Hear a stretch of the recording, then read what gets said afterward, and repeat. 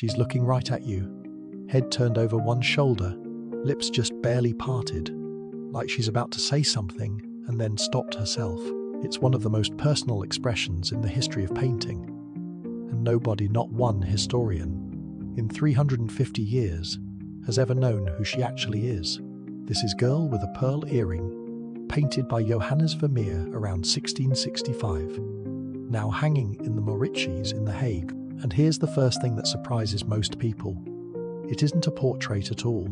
It's something the Dutch called a tronie, a study of a face, an invented character in costume, not a specific named person. Vermeer wasn't recording someone real. He was inventing her dressing, an imagined face in an exotic turban, and a pearl too large to be believed. Only 36 paintings by Vermeer are known to exist today. This is one of the most famous, and it's a picture of somebody who was never meant to be identified in the first place. And it's not just the girl who was forgotten. For nearly 200 years after his death, almost nobody remembered Vermeer's name either. He sold few paintings, joined no major art movement, and vanished from art history almost completely until a French critic named Théophile Thor. Berger became obsessed with tracking down his scattered work in the 1,860 seconds and more or less single-handedly rebuilt his reputation from nothing. The painter and the painting shared the exact same story, both lost, both rediscovered by someone else, centuries later. Look at that blue. It dominates the whole painting, heavy, saturated, almost glowing against the dark background. That blue is ultramarine, ground from lapis lazuli, a stone that in the 1,600 seconds had to be imported from a single region of Afghanistan. At the time, it was one of the most expensive pigments in the world, historically reserved for painting the robes of the Virgin Mary. Vermeer used it lavishly on a piece of clothing that doesn't belong to anyone. He spent a fortune in paint, dressing a girl who didn't exist. Underneath that blue, conservators found something else, a layer of green tinted underpaint, applied first as a base before the ultramarine went on top. Vermeer wasn't just improvising with a brush. He was building the turban in deliberate layers, the way you'd construct something meant to last for a figure who, on paper, was never meant to be anyone in particular. Part of why she feels so real is how unusual her pose actually is for the period. Dutch portraiture in the 1,600 seconds was formal, composed, faces angled, and still. This girl is caught mid-turn, glancing back over her shoulder, mouth slightly open as if you'd just said her name, and she was about to answer. No one else in Vermeer's surviving work is painted quite this way. It's informal, almost like a photograph. 3 centuries before photography existed, and that photographic feeling isn't an accident of technique either. Stand close to the canvas, and her features barely hold together soft smudges of colour.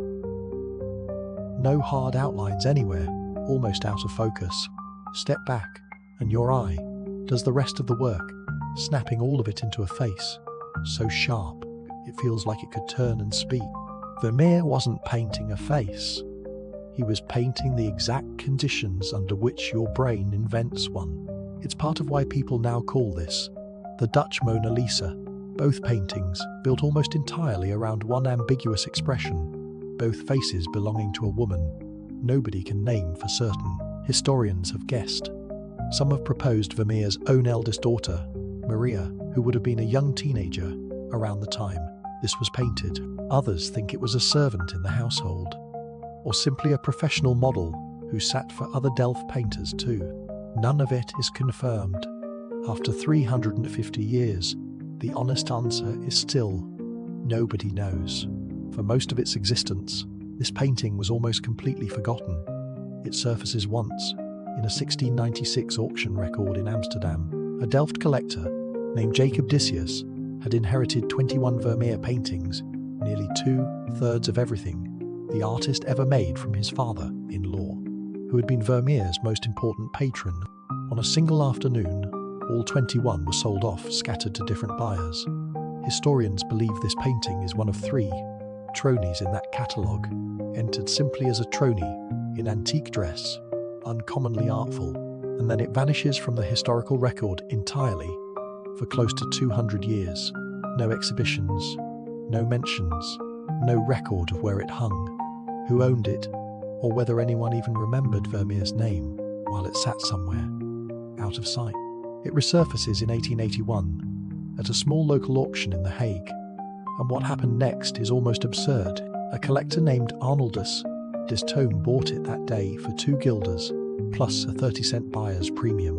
At the time, that was close to nothing. The painting was in poor condition, with parts of the paint already flaking away, and almost no one inches the room seemed to recognize what they were looking at. Des Tomes' neighbor, Victor de Stuurs, was an art world insider, a government official responsible for protecting the Netherlands' art and historic buildings, and he happened to see the painting at the preview and believed it might be a genuine Vermeer.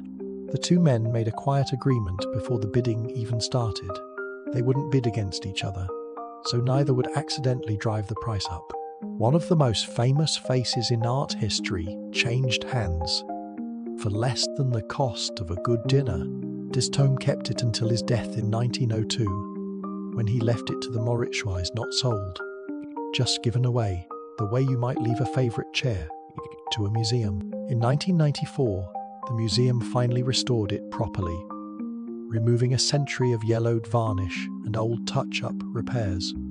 For the first time in generations, people believed they were finally looking at the real painting, exactly as Vermeer intended it.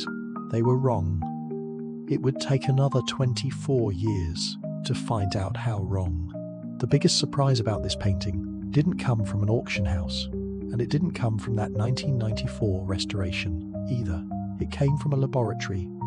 Decades later, in 2018, an international research project called The Girl in the Spotlight scanned the painting with a technique called macro X-ray fluorescence, essentially mapping the individual chemical elements in every layer of paint, millimeter by millimeter, revealing brushstrokes and pigments completely invisible to the human eye. And it found that the picture hanging in the Mauritshuis right now isn't quite the picture Vermeer actually painted. For as long as anyone alive has seen this painting, the background has looked like empty black space, nothing behind her at all. The scans found that isn't what Vermeer painted. Behind the girl, he painted a deep green curtain. That curtain is still technically there underneath. It's just decayed. The translucent green pigment has degraded over 350 years, until it faded into the same flat darkness as the background around it. Nobody alive has ever seen the painting the way Vermeer actually finished it. The same scan found something else that had gone invisible over the centuries. Eyelashes, tiny, individual hairs, painted in fine detail around both of her eyes, completely hidden today under layers of aged yellowed varnish, invisible to the naked eye in the museum. It's a strange detail to hide inside a painting of an imaginary face. Vermeer built individual eyelashes into a person who technically didn't exist. And then there is the earring itself, the one detail this entire painting is named after. Under magnification, conservators found that the pearl has no outline, no contour separating it from the background, and no hook, nothing connecting it to her ear at all. Vermeer painted it with just 2 or 3 strokes of pale pigment, laid directly over the dark background behind her neck. That's the entire earring, a few dabs of paint floating in the dark, that our eyes automatically finish into a perfect glowing pearl. It's so large, it probably isn't even a real pearl at all. A pearl that size, of that quality, would have been worth more than everything else Vermeer owned combined. Historians think it's more likely a varnished glass drop, or simply something Vermeer invented outright, the same way he invented the girl wearing it.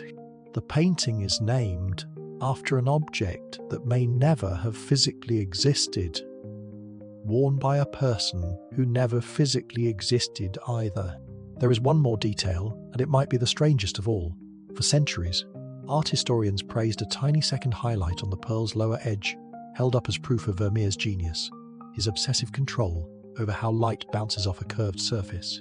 Researchers examining the surface under a digital microscope found that the highlight isn't paint Vermeer applied at all. It's a flake of paint from somewhere else on the canvas that broke off at some point over the centuries. drifted and reattached itself, purely by accident, to exactly that spot on the pearl. Generations of scholars had been admiring a coincidence, writing essays about the genius of a highlight that gravity put there, not Vermeer.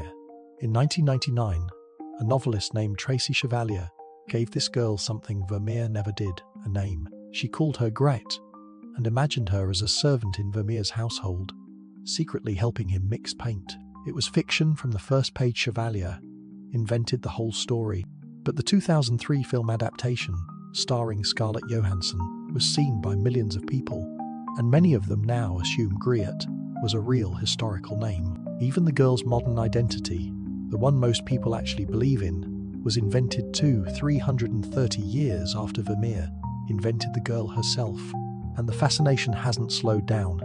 In 2023, the Rijksmuseum in Amsterdam staged the largest Vermeer exhibition ever assembled. Every ticket for its entire run sold out within days, and this painting was one of the work's crowds waited hours to stand in front of. Almost 400 years later, people are still lining up to look into the eyes of somebody who was never real to begin with. So look at everything this painting is actually made of. A girl who was never a real, named person. A pearl that may never have physically existed. A highlight that turned out to be an accident. A curtain that quietly disappeared without anyone noticing for 3 centuries. And underneath all of it, somehow, still one of the most intimate alive expressions ever put on canvas. A face that looks like it's about to speak to you. Not a portrait of anyone. Not a diary entry. Not a commission. Not a name written down anywhere. Just paint, arranged by one man in Delft, well enough to outlast him by 350 years and counting. Maybe that's the real mystery. Not who she was, but how something built entirely out of illusion could ever feel this real. So if you were standing in that room with her, what do you think she was about to say?